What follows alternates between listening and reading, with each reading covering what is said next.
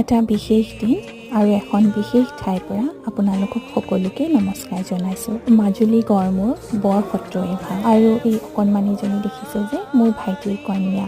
তাইৰ হৈছে আজি প্ৰথমটো জন্মবাৰ্ষিকী। সঁচাই তাইৰ লগতেই আমিও সৌভাগ্যৱান যে আজি এই শুভ দিনটোত এই বৰ সত্ৰ ভাগত তাইৰ হৈ আমি চাকি বন্তিবোৰ জ্বলাব পাইছোঁ।